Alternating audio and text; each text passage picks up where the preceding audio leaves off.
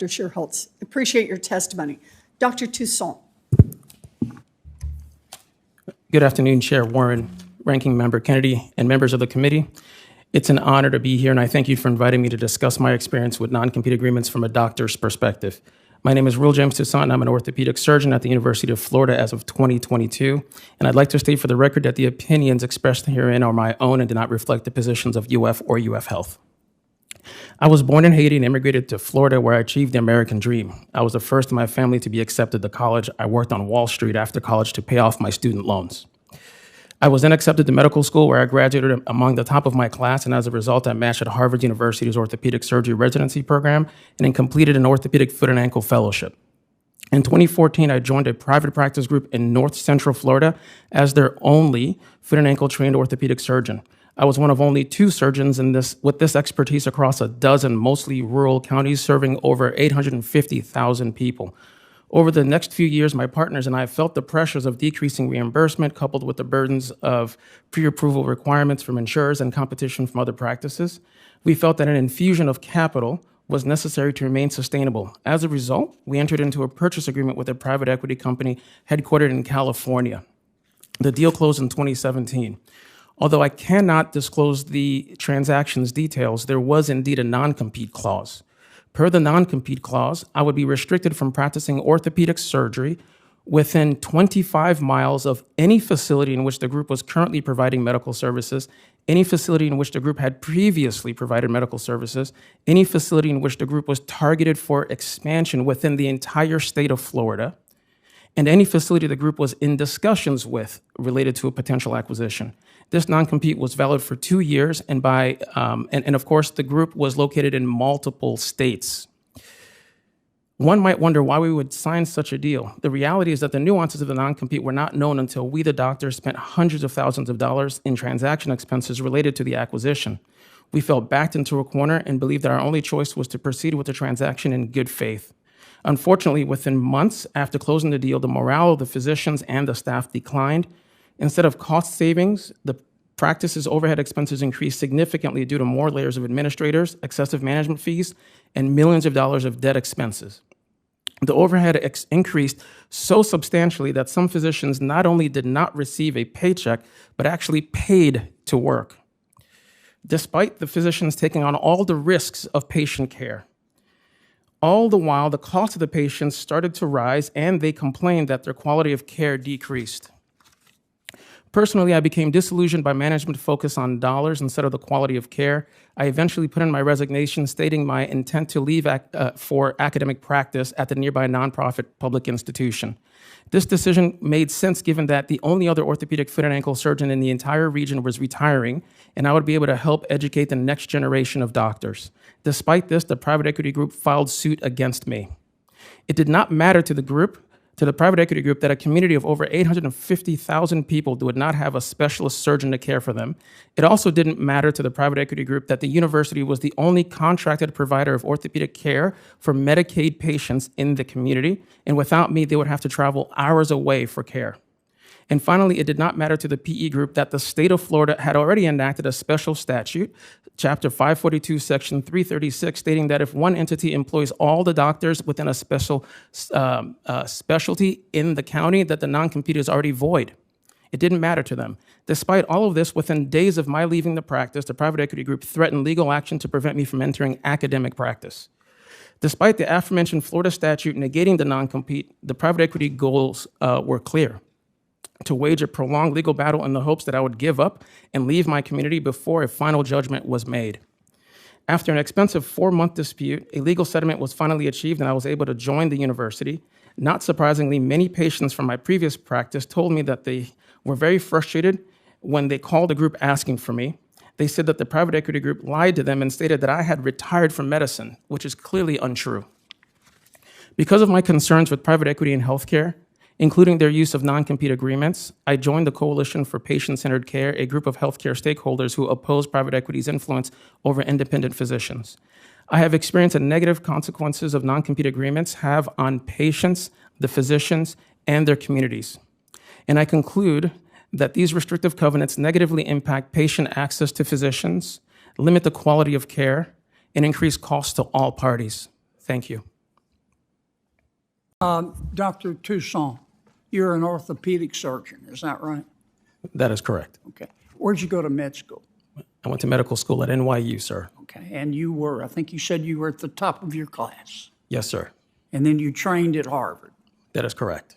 And then you joined other orthopods in a practice, right? That is correct. How many orthopedic surgeons were in your class? Were in your practice, rather? I don't recall the number of orthopedic surgeons specifically, but there were approximately 25 partners within the group. Okay. And you were a partner? Yes, sir. Okay. And a private equity company came in and said they wanted to buy you. Is that right? That is correct. And you and your partner sold, right?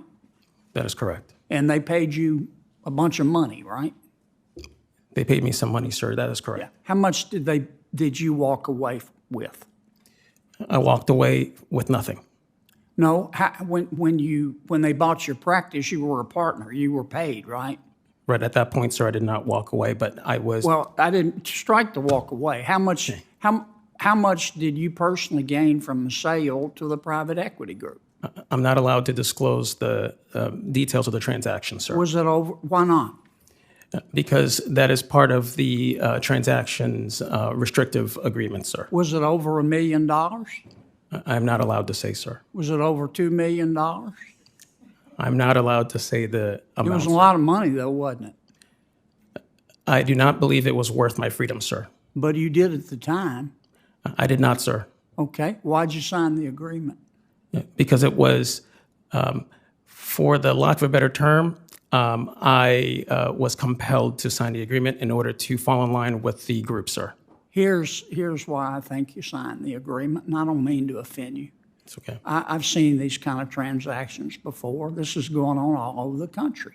That is correct. I think the private equity group came in and offered you and your partners a huge sum of money in the millions. And I think you took it. And I think later you regretted it. And you wanted out of the deal. And I think that's violates the freedom of contract. And I will bet, no offense, doctor, but I will bet that you wouldn't be willing to give back the millions of dollars that you took away from the sale in order to get back your freedom to practice. Can I respond? Sure. If I may respond, thank you for the opportunity to respond to your question, sir. I have to say that, number one, I was not in favor of the sale. That's number one. And then number two, I have to disagree with your final statement without giving away any details. But I can say in my personal experience that is false, sir. Okay. You took the money, though, didn't you? The thing that I disagree with, sir, is whether or not I gave it back. Yeah, but did you take the money? I gave it back, sir. You gave back all the money that the private equity group paid you. As part of the Is that your testimony? as part of the settlement, I have to say that I had to buy out of the non-compete. Yeah, I don't want to play game stock, but Yes, sir. when the private equity guys came in and said, we want to buy you out, you might have disagreed with your partners, but it sounds like they outvoted you. That's correct. You could have left the practice then. You chose not to. You chose to take the money, did you not? If I chose to leave the practice, sir, I would have had to leave I understand. the state. I get that. But you took the money, did you not? Yes. Okay, thank you. Doctor, let's suppose that Elon Musk decided to leave Tesla. General Motors hired him away. Said, we'll pay you $50 billion a year because we, General Motors, are sucking wind. And they are. But if we sign you up, we want an employment contract, and we're going to show you all our intellectual property. And we're going to insist that you sign a non-compete agreement. Now, you got General Motors, you got Elon Musk, one of the wealthiest, if not the wealthiest, people in the world. Why should those two not be allowed to negotiate an employment contract, including a non-compete agreement? As I explained to Ms. Smith, I'm less worried about wage-suppressing effects of non-competes on very high-wage workers. Obviously, Elon Musk would be able to negotiate a non-compete with a new employer. He Would has you have incredible. any problem saying that's okay? There are other options for Yeah, but would you have a GM. problem? I would have a deep problem with saying that's okay because what we're You're talking just against all non-competes. because of their effects on the economy, their effects on negative effects on workers, negative effects on consumers, and negative effects on the economy more broadly. I just don't think you're very objective.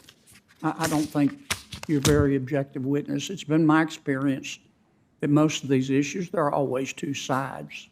And no offense, you're entitled to your opinion. I enjoyed listening to you, but I can tell from your breathless presentation that you just feel passionately about this, and I respect that, but I think you're kind of blinded by your ideology. That's just my point of view. But I thank you for being here. And I went way over. Give Tina more time. Because she stayed within her limits, and I went way over. And I got to go vote. All right. Thank you. So nearly 30 million people